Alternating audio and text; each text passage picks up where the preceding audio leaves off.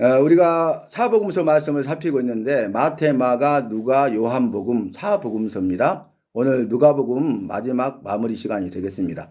여러분, 우리가 사복음서 마태복음, 마가복음, 누가복음, 요한복음, 그래서 마태, 마가, 누가, 요한이 기록한 복음서, 그런 내용이 되겠죠. 그런데 복음에 대해서 우리가 아는 것이 굉장히 중요합니다. 우리가 복음을 전합시다, 전도하러 갑시다, 이렇게 많이 말을 하지만 복음이 뭔지 잘 몰라요. 유앙겔리오, 좋은 소식, 기쁜 소식이다, 이 정도 아는 사람도 있어요, 단어를 보면은. 그런데 복음은 뭐냐? 그래서 우리가 성경을 제대로 읽어야 돼요. 성경을 알아가야 돼요. 로마서 1장 2절로 4절 말씀 보면은 2절에 이 복음은 이렇게 시작돼요. 그러면서 4절 마지막 절에 곧 우리 주 예수 그리스도시니라. 아멘. 복음은 우리 주 예수 그리스도이십니다. 여자의 후손으로 오리라 말씀하시고 다윗의 자손으로 오리라 말씀하신 구원자로 오신 우리 주 예수 그리스도십니다. 그 2000년 전에 이 땅에 오신 예수님은요, 주 예수 그리스도예요. 주의 주, 나의 주인, 내 삶의 주인이십니까? 그리고 나는 그분의 종이라는 고백이에요. 주라는 말은 예수님이 나의 주인이시고 나는 예수님의 종입니다, 그런 뜻이에요. 그래서 종은 주인의 뜻대로 행하는 자입니다. 내 삶의 주인 대신 예수님의 뜻대로 행하는 자가 되어야 된다, 그 말이. 예수, 자기 백성을 저희 죄에서 구원할 자이심이라. 마태복음 1장 21절에 그랬죠. 아들을 낳으리니 이름을 예수라 하라. 이는 저가 자기 백성을 저희 죄에서 구원할 자이심이니라. 그랬죠. 자기 백성을 저희 죄에서 구원할 자, 나를 죄에서 구원할 자가 바로 구원자 예수님이십니다. 그리고 그리스도라는 건 뭐냐면 기름 부음을 받은 자라는 뜻인데, 구약시대에 왕이나 제사장이나 선지자로 들어 쓰실 때에 그들에게 기름을 부었어요. 그리고 기름병을 머리에서 쏟아버려요. 그러면 타고 내리죠. 온몸을 적시고 발끝까지 적시죠. 그건 뭐냐면 거룩하게 하신 겁니다. 성별하시고 구별하신 것입니다. 그래서 예수 믿고 구원받은 나도 거룩한 무리 성도로 부르셨어요. 교회, 에클레시아, 세상으로부터 불러냄을 받은 자들이라는 내용이잖아요.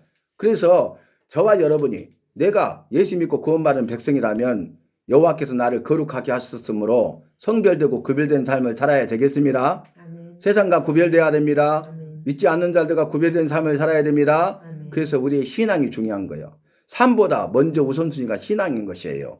신앙을 통해서 삶이 회복되고 신앙과 삶이 함께 가는 것입니다. 말씀드린 대로 뗄래야 뗄 수 없는 동전의 양면과 같은 상황이 되는 것입니다.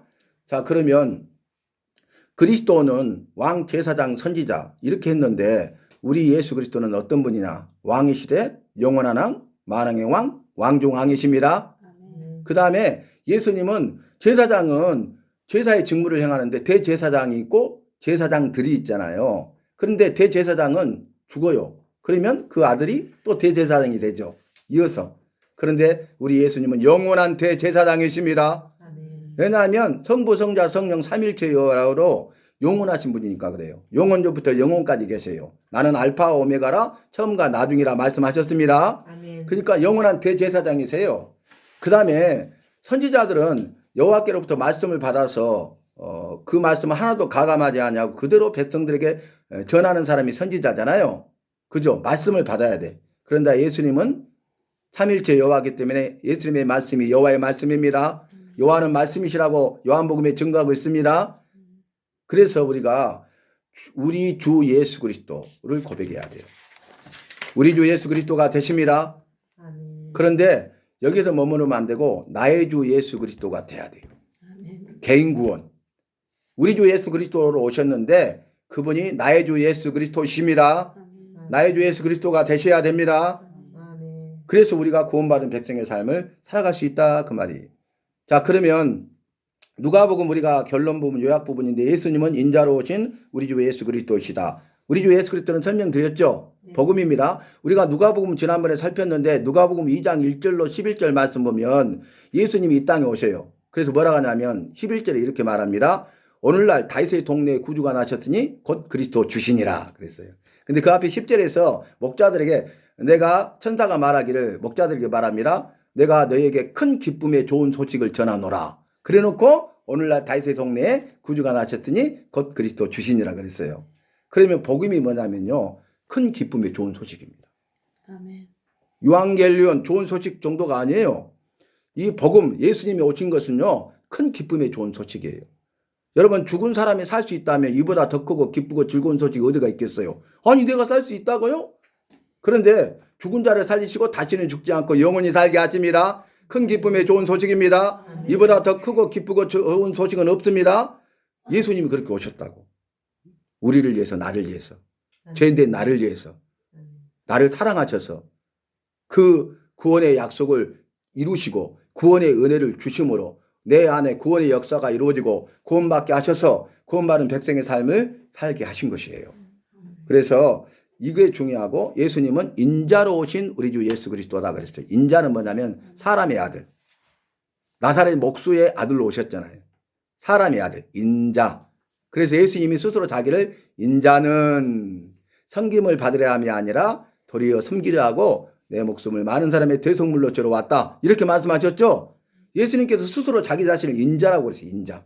그러면 성부, 성자, 성령, 아버지 성부, 아들 성자, 성부, 성자의 거룩한 영, 여호와의 영인, 성령, 삼위 가운데 위이신 성자 여호와만 인간의 몸을 입으셨어요. 다 신이시잖아요. 그게 은혜입니다. 인자라는 단어가 은혜입니다. 나 같은 죄인을 위해서 신이시고 모든 이름에 뛰어나신 분이 하늘 영광을 받으실 분이 그분이 육신을 입고 이 땅에 오셨어요. 오셨는데 영원한 왕이고 왕의 왕이고 왕중 왕이신데 고난의 종으로 오신 것입니다. 고난받으러 오셨습니다. 십자가에 못 박혀 죽으시기 위해서 오셨습니다. 내 대신 제 형벌을 감당하기 위해서 오셨습니다. 나를 죄와 죽음에서 건지시고 살리시기 위해서 오셨습니다. 그러니까 은혜잖아요. 여러분 이스라엘 백성들이요. 예수님께서 예루살렘 성에 입성하실 때에 그들이 막 환영했죠. 많은 인파들이 나와가지고 환영하는데 어떻게 합니까? 종려나무 가지를 꺾어요. 그리고 자기 겉옷을 벗어가지고 그 오시는 길에 깔아요. 개선장군과 같이.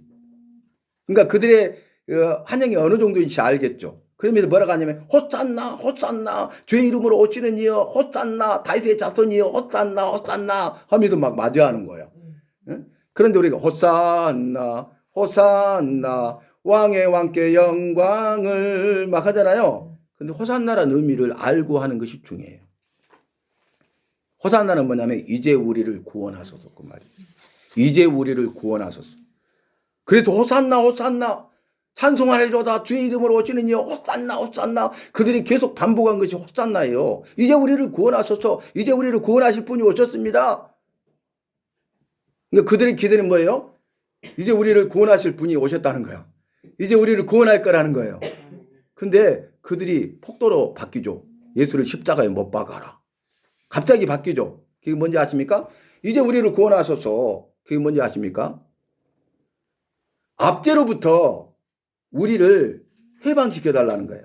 그 노마로부터 우리를 해방시켜 주라는 거예요. 그러니까 이 압제를 받고 있는데 압제로부터 우리를 건지고 노마의 속국으로부터 우리를 살려달라는 거예요. 그러니까 그분으로 기대를 한 거예요. 그래서 호산나 호산나 한 거예요. 그런데 예수님은 고난의 종으로 오셨습니다.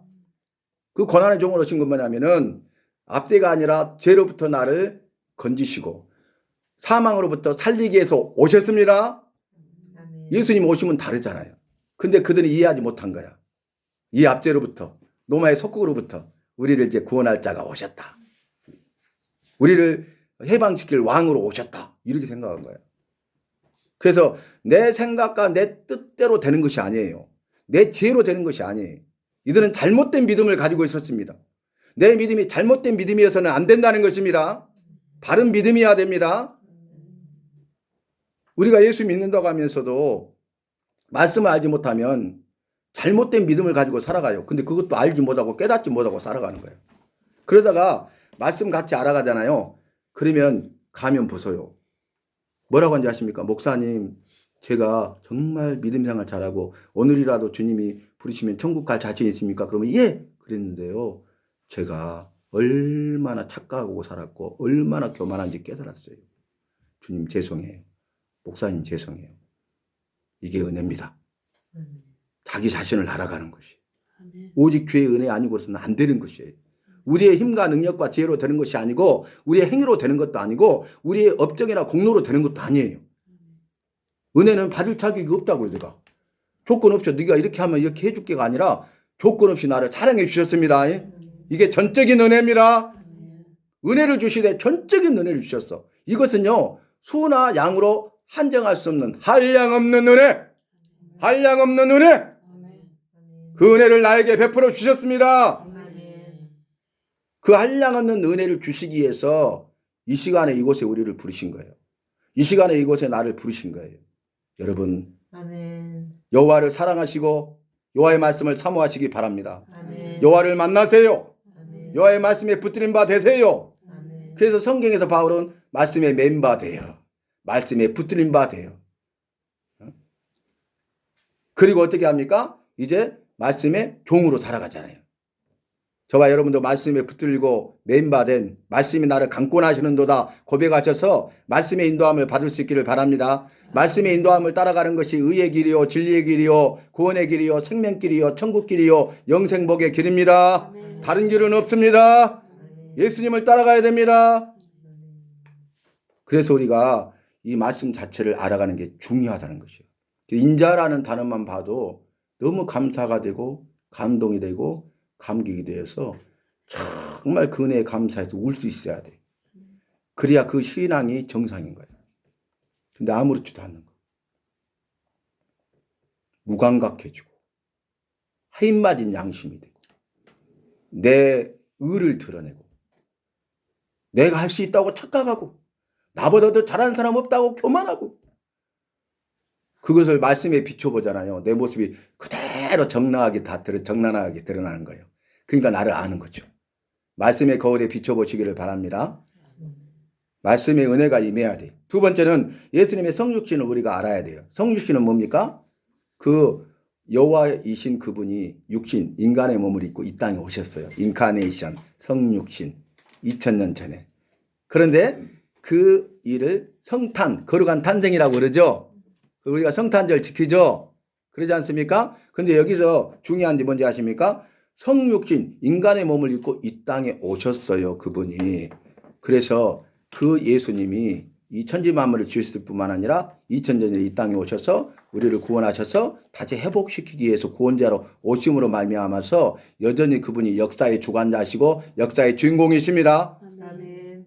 역사의 주관자는 예수님이시고 역사의 주인공도 예수님이십니다. 아멘. 이건 성경의 증거고 역사적인 사실입니다. 팩트입니다. 참입니다. 진리입니다. 그러니까 믿어야 돼. 믿지 않으면 안 돼. 반드시 믿어야 됩니다. 아멘. 그래서 지금 금년이 2025년이죠. 전 세계 어디 가도 2025년이에요. 예수님이 이 땅에 오신 지 2025년째예요. 역사의 주인이 되셨습니다. 그러니까 예수님 오시기 이전의 역사와 예수님 오신 이후의 역사로 역사가 나뉜 거예요. 그래서 역사는 뭡니까? 히스토리, 히스토리, 그분의 이야기, 구원자로 오신 예수님의 이야기가 역사입니다. 그러니까 이 성경의 증거와 세상 역사를 주관하시는 그 주님의 손에 이루어지는 모든 세상의 역사는요. 전선이나 거짓이나 허구가 아니에요. 신화가 아닙니다. 사실입니다. 아멘. 역사적인 사실입니다. 아멘. 참입니다. 진리입니다. 믿어야 됩니다. 믿지 않으면 큰일 납니다. 반드시 믿어야 됩니다. 아멘. 그래서 말씀이 필요한 거예요. 말씀이 중요한 거예요. 세 번째는 예수님은 동정녀 탄생으로 세상에 오셨다. 자, 인간은요 죄인이잖아요. 그래서 죄인으로 태어나요. 처음에 첫 번째 여호와께서 사람을 만드실 때요. 그때는 보시기에 좋았더라 날마다 하다가 마지막에는 이제 하늘을 만드시고 땅을 만드시고 바다를 만드시고 하늘에 있는 것들을 만드시고 바다에 있는 것들을 만드시고 땅에 있는 것들을 만드시고 사람이 살 수 있는 최적의 환경을 다 만든 다음에 마지막으로 사람을 만드신 것이 은혜입니다. 처음에 만드셨으면 생존하지 못하고 죽어버려요. 살 수 있는 최고의 조건을 다 만든 다음에 그게 은혜예요. 그리고 여호와의 형상대로 만드셨습니다. 그리고 특별히 인간을 위해서 에덴 동산을 창설해 주셨습니다. 얼마나 감사해 이런 부분들을. 그런데 놀라운 것은 뭐냐면은 여호와는 만드신 창조주, 만드신 주인이 되시고 지음받은 피조물이잖아요. 그러면 내 신분과 이치를 지키는 것이 복이에요. 내 신분과 이치는 뭐예요? 나는 지으심을 받았어. 그리고 창조주, 주인이신가 나는 그분의 종이야. 다르죠? 자기 신분과 이치를 지켜야 되죠. 그게 복을 받는 비결이에요. 그런데 사단이 와서 말하죠. 여호와께서는 선악을 알게 하는 나무를 따먹으면 정령 죽으리라, 반드시 죽으리라 말씀하셨어요. 왜 알려주셨어요? 사랑하니까. 만약 미워하면 안 알려주죠. 행해나 할까봐 먹고 죽어버리라고. 그런데 그거 따먹지 말라. 그거 따먹으면 너 죽어. 알려주신 거예요. 사랑의 음성이야. 그런데 사단이 와서 그러죠. 결코 죽지 않으리라 마음을 흔들어놔요. 그리고 결정타가 뭡니까? 먹는 날에는 네 눈이 밝아져서 여호와와 같이 되리라. 그러니까 따먹지 말라고 한 거야. 그러니까 갑자기 여호와와 같이 되고자 하는 교만이 들어오니까 그날따라 먹음직도 하고 보암직도 하고 지혜롭게도 할 만큼 탐스럽게 보여서 따먹지 않고서는 견딜 수 없게 돼요. 따먹은 거예요. 그래서 죽게 된 것입니다. 죄가 들어오고 죽게 된 것이에요. 그래서 자신의 신분과 이치를 지키는 것이 중요하다는 것을 성경은 분명하게 말씀하고 있습니다. 그런데 동정녀 탄생, 그게 뭡니까? 예수님은요, 성령으로 잉태하여 이 땅에 오셨습니다. 그래서 처음에 지을 때는 성선설이 맞아요. 선악을 알게 하는 나무를 따먹지 않으니 선하게 만드셨어. 근데 이제 그 이후로는 성악설입니다. 우리는 태어날 때부터 죄인입니다. 죄만 짓고 살다가 죄로 인해서 죽습니다. 죄에 대한 심판을 통하여 형벌을 받되 지옥 형벌 받을 자입니다. 소망이 없고 절망 가운데 있는 자입니다. 그래서 예수님께서 이 땅에 오셔서 공생의 사역을 첫 번째 시작한 것이 갈릴리 지역인데 뭐라고 말씀하십니까? 흑암에 앉은 백성들에게 세상의 빛으로 오셨도다. 빛이라고는 찾아볼 수 없는 깜깜한 흑암이에요. 그걸 뭐라고 합니까? 절망이 절망. 그게 뭐예요? 사망이에요. 절망과 사망의 땅에 있는 소망이 없는 자들이에요. 그런데 그 흑암에 앉은 백성들에게 빛으로 오셨어. 예수님이. 그런데 성경 모지가 5가지로 요약이 되더라고요. 세상의 빛으로, 참 빛으로, 구원의 빛으로, 큰 빛으로, 생명의 빛으로 오셨습니다. 빛이 오면 어둠은 사라져요. 빛은 생명입니다. 천지만물을 창조할 때도 먼저 하신 일이 빛이 있으라 하시면 빛이 있었습니다. 여호와는 빛이십니다. 아멘. 그래서 흑암에 앉은 백성, 죄와 사망 가운데 신음하고 있고 절망하는 우리에게 나에게 예수님이 빛으로 오셨어요. 그래서 이사야 60장 1절에서는 일어나라 빛을 발하라 이는 여호와의 영광이 내에 이르렀고 여호와의 빛이 내에 임하였음이니라. 죄악과 좌절과 절망의 자리에서 일어나라 말씀하셨어요. 우리 여호와께서 우리에게 나에게 찾아오셨어요. 그리고 나를 구원해 주시고 은혜로 역사하고 계십니다. 나의 삶을 지키시고 보호하시고 인도해 주고 계십니다. 주만 말씀하시고 약속하신 대로 성경의 약속대로 풍성한 삶으로 생명의 삶을 인도하고 계십니다. 그 풍성함을 누리시기 바랍니다. 생명력을 누리시기 바랍니다. 그래서 우리의 신앙의 삶을 한번 돌아보세요. 지금까지 삶. 근데 지금부터가 중요한 거예요. 그래서 제가 항상 그룹 이렇게 하게 되면 처음에 하신 말씀이 하는 말이 뭐냐면 여러분들이 누군지 제가 알아요. 그런데 말씀의 삶을 새롭게 오늘 시작합니다. 기도의 삶을 오늘 새롭게 시작합니다. 백지 상태가 되세요. 백지 상태가 되세요. 그런다. 목사님들도 마찬가지예요. 제가 그 요한계시록 뭐 세 손가락 안에 드시는 분이 강의하신다고 해가지고 막 많이 목사님들 막 모이고 그러는데 뭐 해외도 많이 가시고 그런 분이 계시는데 우리 시찰 목사님이 거기 그냥 열심히 가시는 분인데 저보고 가자고 아무래도 저는 말씀을 정리해놨으니까 안 가죠. 근데 너무 막 해가지고 한 번은 따라가 주라고 해서 따라가 줬는데 김대중 컨벤션 센터에서 하더라고요. 근데 그분이 하다가 나중에 엉뚱한 이야기 하는데 다 받아들인 거야. 내가 깜짝 놀랐어. 평신도 사역 중심으로 하다가 신학생들 사역만 하다가 목회자들은 그냥 생각 안 했는데 그래가지고 2013년이에요. 2013년 8월 달에 그리고 충격을 받았어. 제가 대충격을 받았어. 그래서 강단이 큰일 났다. 생명의 꼴인지 독초인지를 구별이 안 되면 자기만 병들어 죽는 게 아니라 다 죽게 됩니다. 그래서 막 부담이 돼갖고 기도를 했어요. 주님 어떻게 해야 됩니까? 어떻게 해야 됩니까? 그랬는데 9월 달에 이분 말고 또 요한계시록 뭐 말만 하면 여기 관심 있는 사람 다 아는 유명한 그분 딸은 그러니까 오른팔이죠. 오른팔. 그 목사님이 이제 자기도 일본 유학도 갔다 오고 대단하신 분인데 자기 교회에 내가 들릴 일이 있어서 들렸더니 자기 이제 당회실에서 나랑 교제하면서 막 고민을 하는 거예요. 요한계시록 그거 가자고 여기는 다르다고 그래서 저는 괜찮다고 그랬더니 거기 가면 어려운 난제도 다 해결해 준다고 그래요. 그러면서 내한테 그 이야기를 자기가 아는 범위에서 이야기해서 내가 그랬어요. 목사님 거기 성경 좀 줘보세요. 목사님 성경 좀 줘보세요. 해가지고 성경 찾아갖고 설명해 줬어. 깜짝 놀라는 거예요. 그러더니 그러면 이 문제는 어떻게 생각하세요? 풀리지 않는 난제라고 그래. 그래서 제가 또 설명해 줘서 성경으로 깜짝 놀라면서 그 자리에서 내가 있는 자리에서 자기 그 강사한테 전화를 한 거야 갖고 그 문제를 어떻게 생각하십니까? 그러니까 지금도 풀리지 않는 난제입니다. 그런 거예요. 그분이. 그러니까 딱 전화 끊고 저보고 손을 잡고 목사님 말씀 가르쳐 주세요. 그러시더라고. 그래서 어이구 그러면 정말 좋죠. 그러면서 당장 다음 주부터 일주일에 한 번씩 합시다. 가지고 이제 갔어요. 그랬더니 한 사람이 더 왔어. 왼팔을 데리고 온 거야. 그래가지고 이제 설명해 줬더니 그분들이 목사님 우리 말씀을 가르쳐 주십시오. 저희가 목사님 그 CBS, CTS, 라디오 뭐 신문 광고도 우리 돈 들여서 달랍니다. 그래서 저는 그 알려지지 않는 목사 아닙니까? 그러니까 한 명보다 두 명이 좋으니까 몇 사람 전화하셔서 오실 수 있는 분이 있으면 같이 오면 더 좋지요. 그랬어요. 그랬더니 어떻게 하면 좋냐고 그래서 공개 강좌를 합시다. 그래가지고 제가 10월 달에 10월 둘째 주인가 아마 됐을 거예요. 그때 그 목요일 날 오전에 1시간만 내가 공개 강좌를 하랍니다. 그랬더니 어떤 걸로 할 거냐. 요한계시록 한다니까 막 펄쩍펄쩍 뛰어. 자기들이 들어올 사람들이 요한계시록 거기 볼 수분자들인데 다른 거 하면 안 되냐고. 그래서 제가 요한계시록을 하면 훨씬 더 변별이 되고 좋죠. 그랬는데 몇 명 오신지 아십니까? 초교파적으로 36명이 오셨어요. 그래서 1시간 제가 요한계시록 설명드렸더니 끝나고 한 10분 회의하더니 목사님 우리 말씀을 가르쳐 주십시오. 그래서 제가 약속 받았어요.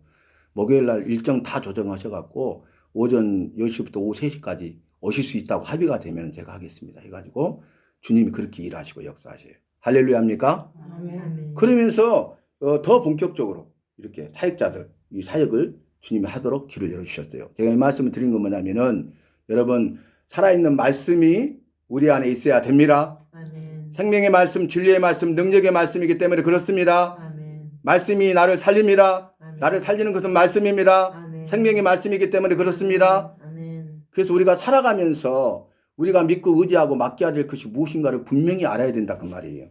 그러니까 우리 잘못 알고 있으니까 잘못 믿어. 그걸 의지하고 그거 맡기다가 쿵쿵 다치는 거예요. 그게 정말 나에게 든든한 백이었는데 그게 썩은 동아줄인지 몰랐던 거예요. 이전에 예수님만 붙잡으시기 바랍니다. 아멘. 예수님의 생명줄만 붙잡으시기 바랍니다. 아멘. 성령께서 일하시고 역사하셔요. 저는 그런 것들을 많이 체험하게 하셨어요. 주님이. 주님께서 원하시는 일은 반드시 길을 여시고 반드시 인도하시는 것을 체험하게 하셨어요. 제가 주님 의지하고 살았지만 사업하면서는 얼마나 잘 나갔는지 몰라요. 그런데 그런 훈련을 통해서 주님만 의지할 수 있도록 하게 하셨고 그리고 주님의 살아계심을 체험하게 하셨고 주님이 나를 부르셔서 목회자가 되게 하셨고 또 주님께서 저에게 주신 그 메시지 깨달음이 뭐였냐면 강력하게 강권하시는 것이 딱 한자도 틀림없이 이거예요. 너는 목사가 되어서 목회를 하라 이러시더라고요. 너는 목사가 되어서 목회를 하라. 저는 평진도 사역 전문가입니다. 평진도 사역을 계속 했었어요. 그리고 그 친구들이 지금 목사, 선교사 엄청 많이 됐습니다. 각지에 다 있어요. 그런데 평진도 사역으로 평생 헌신을 하기로 작정했는데 주님께서 목회를 하게 하시고 또 그 이후에 작은 소자들을 만나게 하셔서 저는 대학 청년 사역이고 제자 훈련이 제 주신 재능이고 그 일을 해왔었는데 정말 작은 소자들 주님이 처음부터 붙여주셨어요. 그래서 정말 장애인 사역 하신 분은 장애인 건 전담으로 하시잖아요. 근데 저는 총체적으로 애국인 사역까지 전혀 생각도 안 했던 것들을 주님이 붙이셔가지고 다양한 사역을 경험하게 하셔서 주님께서 여기까지 인도하셨어요. 그런데 그걸 통해서 주님의 사랑과 살아계심을 깊이 깨닫고 체험하게 되고 주님의 뜻을 깨닫게 되고 주님의 뜻을 체험하게 되고 그래서 예수님의 관심이 작은 소자에게 있었다는 것. 그걸 깨달았어요. 갈릴리에서 시작한 것이 뭐냐면 작은 소자들을 위한 사역이었어요. 예수님의 공생의 사역 가운데 3분의 2 이상이 작은 소자들을 위한 사역이었어요. 그러면서 마지막 마태복음 24장 25장 말씀에 종말의 징조에 대해서 말씀하시고 세 가지 비유가 나오는데 그중에 결론이 뭐였어요? 이렇게 말하죠. 작은 소자에게 한 것이 내게 한 것이니라. 너는 영생에 들어가리라. 아멘. 작은 소자에게 하지 않은 것이 내게 하지 않은 것이라. 너는 영벌에 들어가리라. 사회적 약자라고 그러잖아요. 그죠? 세상에서는. 근데 성경에서는 작은 소자입니다. 사회적 약자는 딱 정해졌잖아요. 힘없고 가진 것 없고 배운 것 없고 돈 없고 막 이런 사람들만 사회적 약자라고 하잖아요. 성경의 작은 소자는 뭔지 아십니까? 부자도 예수님이 안 계시면 작은 소자예요. 예수님이 계시느냐 계시지 않느냐가 중요해요. 교회 안에 예수님이 계시느냐 계시지 않느냐 이게 중요해요. 교회 안에 예수님이 계시면요 예수님의 생명으로 충만하고요 회개하게 됩니다. 교회가 생명력으로 충만하고 회개하는 교회가 돼요. 성도 안에 예수님이 계시면 성도 안에 예수님의 생명으로 충만해야 되고요 회개하는 삶을 살아요. 복음이 뭔지 아십니까? 회개하라가 복음의 핵심이에요. 세례요한이 광야에 외치는 자의 소리로 한 말이 한 단어밖에 없잖아요. 회개하라. 예수님도 회개하라 그러셨어요. 천국이 가까웠느니라. 설명한 거예요. 그것은. 왜 회개해야 돼요? 천국이 가까이 왔으니까. 천국에 들어가야 하니까. 천국에 들어가려면 회개하라. 이런 메시지예요. 그래서 예수님이 내 안에 계시잖아요. 예수님의 생명으로 충만합니다. 그리고 그걸 다 누려요. 그리고 내 죄가 다 드러나기 때문에 내가 연약해서 항상 넘어지기 때문에 죄에 대해 즉시 회개하는 것입니다. 여러분 죄가 뭔지 아십니까? 말씀대로 살지 않는 게 죄예요. 선악을 알게 하는 나무를 따먹지 말라고 했는데 말씀대로 살지 않고 따먹어버렸잖아요. 성경 말씀은 두 가지입니다. 하라와 하지 말라 두 가지예요. 그럼 말씀대로 사는 게 뭐예요? 하라, 예 하는 거죠. 하지 말라, 예 하지 않는 게 말씀으로 사는 거예요. 믿음으로 사는 거예요. 그게 의, 그게 선입니다. 그런데 하라 했는데 하지 않아. 하지 말라 했는데 해. 말씀대로 살지 않은 거죠. 이게 죄의 죄. 죄에 대한 회개는 뭔지 아십니까? 진정한 회개는 다시 말씀대로 사는 것이 회개예요. 간역을 빗나가다? 그런 의미 정도가 아니에요. 다시 말씀으로 사는 게 진정한 회개입니다. 그래서 말씀으로 살아야 돼. 근데 우리가 죄인이어서 그렇게 못 살잖아요. 그러면 다시 말씀으로 사시기 바랍니다. Born again, come back home 하시기 바랍니다. 그래서 여러분 이 슬로건이 중요하다니까요. 일생 동안 날마다 죽을 때까지 말씀대로 살고 다시 말씀으로 살자. 말씀으로 살고 다시 말씀으로 살자. 이게 중요하다니까요. 말씀으로 사십시오. 다시 말씀으로 살아가십시다. 그래서 동정녀 탄생으로 이 땅에 오셨기 때문에 성령의 임재와 성령 충만을 우리가 구해야 돼요. 성령의 임재는 뭡니까? 성령님이 내 안에 오시는 거죠. 내 안에 계시는 거죠. 내 안에 사시는 거죠. 내 안에 거하시는 거죠. 그죠? 그래서 성령을 사모하면요. 성령이 오셔요. 성령을 주셔요. 그게 성령이 내 안에 거하시는 성령의 임재입니다. 그러면 성령이 내 안에 오셨잖아요. 그러면 구원받은 백성의 증거예요. 누구든지 성령이 하시고서는 예수를 주시라 할 수 없느니라. 그러니까 성령이 임하셨잖아. 예수님을 주라고 마음으로 믿어 의뢰되고 입으로 시인하여 구원을 받습니다. 그렇게 될 수 있어. 그러면 내가 구원받은 백성이 됐잖아요. 그럼 중요한 것은 주님 부르실 때까지 구원받은 백성의 삶을 살아가야 되는 거예요. 그래서 여러분 성령이 임하잖아요. 그럼 구원받아. 그러면 성령이 임하시면 다시는 성령의 임재를 구할 필요가 없어. 성령의 임재를 구하잖아요. 내가 안 믿는다는 거지. 아직 임하지 않았다는 거지. 뭘 해야 되냐면 성령 충만을 구하면 됩니다. 그것이 뭐냐면 구원받은 백성의 삶을 살아가는 거예요. 그래서 사도행전 2장의 오순절 성령 강림 사건을 제가 이미 말씀 지난번에 드렸잖아요. 그걸 참고하시면 되겠습니다. 예수님은 신성과 인성을 가지신 분이시다. 아까 성부, 성자, 성령 3위 가운데 이이신 성자만 인성을 가지시죠. 두 가지를 가지시죠. 신성은 뭡니까? 그분이 영원하신 여호와세요. 인성은 뭡니까? 완전한 인간입니다. 우리는 불완전하잖아요. 불완전. 우리와 다르다고요. 그분이 인자로 오셨어도 우리와 달라요. 그분은. 영원하신 분이세요. 그분 완전하신 분이세요. 그래서 의로우신 그분이 제 문제를 해결해 주신 것입니다. 이 땅에는 다 죄이기 때문에 제 문제를 해결할 수 없어요. 의로움이 없어요. 모든 사람이 죄를 범했어요. 의인은 없나니 하나도 없어요. 그래서 여호와께서 나를 구원하기 위해서 그 하나밖에 없는 독자 예수 그리스도 그 아들의 생명을 내어 주신 것입니다. 그것이 뭐예요? 여호와의 은혜예요. 십자가의 사랑이에요. 예수님은 세상에 버림받은 자들에게 지대한 관심을 가지고 계셨다. 아까 사회적 약자, 우리는 작은 소자. 그래서 우리는 첫 번째 어떻게 해야 되냐면 작은 소자들을 섬겨야 돼. 이게 우리 평생 삶이 돼야 돼. 그것이 영혼 구원과 이꼬로 똑같습니다. 예수님께서 내가 섬김을 받으러 온 것이 아니라 섬기러 왔다 그랬어요. 내가 주와 선성이 되어 너희들을 섬겼으니 너희도 가서 이와 같이 하라. 이와 같이 하는 것이 마땅하니라. 예수 믿는 자의 삶은 섬김입니다. 섬김은 자기 희생과 자기 헌신 없이는 섬길 수 없어. 내가 섬기고 있다는 것은 뭘 전제하고 있냐면 내가 자기 희생과 자기 헌신을 했다는 증거야. 자기 희생하고 자기 헌신하지 않고는 절대로 섬길 수 없다니까요.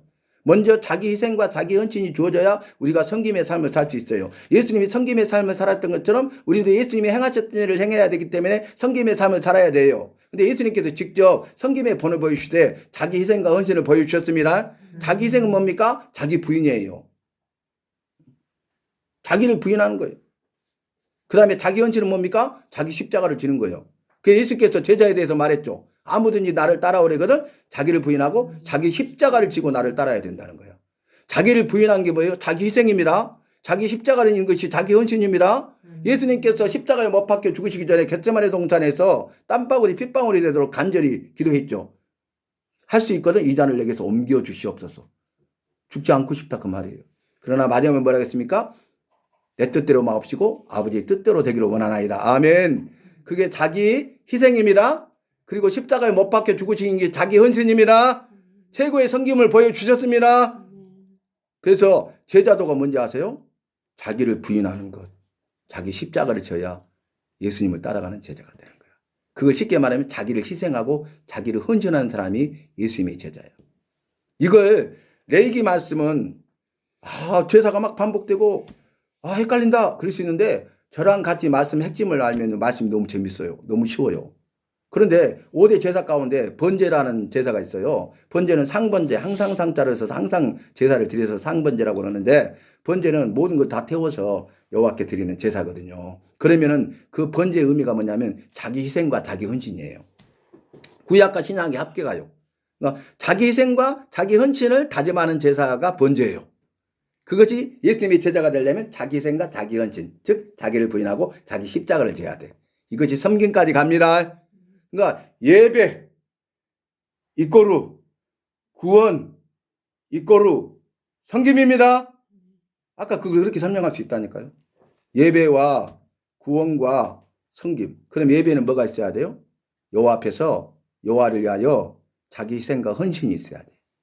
여러분 예배를 한번 살펴보세요. 내가 자기 희생과 자기 헌신으로 예배 드리고 있는가? 여호와는 예배하는 자를 찾으시는데 신령과 진정으로 예배 드리는 자를 찾고 계십니다. 내가 구원받았어. 그건 뭐예요? 자기 희생과 자기 헌신의 삶을 살아가는 거예요. 구원받은 백성의 삶을. 내가 섬김의 삶을 살고자 해. 자기 희생과 헌신이 있어야 된다는 거예요. 그래야 예수님처럼 섬기는 자가 되고 섬기는 삶을 살아갈 수 있다는 말씀이 되겠습니다. 예수님의 부활을 통해 안식일과 주일의 의미를 바로 알아야 된다. 그랬어요. 여러분 안식일과 주일의 차이를 제가 지난번에 쉽게 분명하게 설명해 드렸잖아요. 근데 이 답이 뭐냐면 기준이 예수님의 부활이에요. 예수님의 부활. 예수님의 부활을 통해서 만물을 새롭게 하셨습니다. 선악을 알게 하는 나무를 따먹으로 말미암아 죄가 들어오고 사람으로 인하여서 모든 만물이 다 죄로 오염되고 타락되어 버렸어요. 그런데 예수님이 오셔서 우리를 죄 문제를 해결하심으로 다시 의롭게 죄짓기 이전에 창조 상태로 우리를 회복시키셨습니다. 구원은 회복입니다. 만물도 새롭게 회복됐습니다. 근데 예수님이 부활하신 날이 죄와 사망의 원수를 이기시고 만물을 새롭게 하시고 다시 부활하신 날이 안식 후 첫날 일요일 주일입니다. 그래서 초대교회 제자들이 안식 후 첫날 일요일 날을 주일로 정해서 안식일 토요일이 아니라 주일을 지키는 거야. 주일은 뭡니까? 주님의 날. 주님께 속한 날. 주님을 위한 날. 주님께 영광을 돌리는 날. 그래서 주일이에요. 이거 이렇게 제가 쉽게 설명해 드린다고. 이거 가지고 논쟁들을 많이 해요. 근데 말씀을 알아가잖아요. 간결한 거야. 간결하잖아요. 강력합니다. 운동 잘하는 사람들도요. 세계 1위들 보면요. 그 기술을 탁 습득해갖고 자기 몸에 배갖고 자기만의 무기로 간결해. 임팩트가 있어. 근데 강력한 거야. 우리 말씀도 그렇게 돼야 됩니다. 아멘. 그 다음에 예수님의 부활과 승천을 잘 알아야 된다. 예수님이 부활하셨잖아요. 예수님의 부활을 믿으십니까? 아멘. 나는 부활이요 생명이니 이것을 네가 믿느냐? 아멘. 믿는 자는 살겠고 살아서 믿는 자는 영원히 죽지 아니하리라. 아멘. 부활의 주님을 만나야 됩니다. 아멘. 부활을 믿는 자는 예수님의 승천도 믿고 기다립니다. 아멘. 예수님의 재림을 기다립니다. 아멘. 부활과 예수님의 승천을 믿는 사람은 예수님의 다시 오실 재림을 기다리는 거예요. 아멘. 주여 마라나타, 아멘 주 예수여 어서 오시옵소서 라는 믿음으로 사는 거예요. 아멘. 결론은 뭐냐? 인자로 오신 구원자 예수 그리스도를 전하는 부활과 재림의 증인이 되자. 이렇게 한 문장 요약했습니다. 제가 마태복음도 한 문장 요약했고 마가복음도 오늘 누가복음 이렇게 한 문장 요약했습니다. 그럼 보세요. 말씀이 마태복음 1장부터 28장까지 있잖아요. 근데 제가 그것을 다 읽어가지고 이렇게 요약을 했다고. 그리고 이걸 또 더 요약했어. 이걸 더 요약했어. 이걸 더 요약하고 한 문장 요약했어. 그러면 반대로도 할 수 있겠죠. 이 한 문장 가지고 왜 그래? 그러면 살을 붙여줘. 그러니까 부담 없이 누구나 다 소화할 수 있죠. 그 3단계에서 살을 더 붙이면 되잖아. 좀만. 이렇게 해서 28장을 이해할 수 있어요. 저는 그렇게 학교 다닐 때도 그렇게 공부했어요. 예, 재밌어요. 그리고 선생님이 낼 문제도 알아요. 교수님이 낼 문제도 예상 문제를 내면 신학생들이 다 와서 알려주라게. 그러면 답까지 다 줘. 이건 뭐냐면 주님께서 주신 지혜예요. 주님이 말씀을 통해서 하신 말씀대로 행하면 됩니다. 주님이 만드신 방법대로 행하면 됩니다. 주님의 은혜가 임하고 주님께서 일하시면 됩니다. 주님을 철저히 의지하면 됩니다. 주님께 맡기면 됩니다. 내 힘과 능력으로 하려고 하면 안 됩니다. 주님이 다 하시는 거예요. 그래서 주님이 하셨네. 이렇게 고백해야 돼요. 주님이 하시면 됩니다. 주님이 하셔야 됩니다. 예수님이 인도하셨네. 주님이 하셨네. 이것이 고백이 되고 간증이 되는 것입니다. 여러분, 인자라는 단어가 중요해요. 누가복음에서는. 그런데 인자로 오신 구원자 예수 그리스도를 전하는 마지막이 뭐예요? 부활과 재림의 증인이 되자. 저와 여러분, 부활의 증인, 다시 오실 재림의 증인이 되십시다. 아멘. 증인의 삶을 살아가십시다. 아멘. 그러기 위해서는 섬김입니다. 아멘. 섬기는 저와 여러분이 되십시다. 아멘.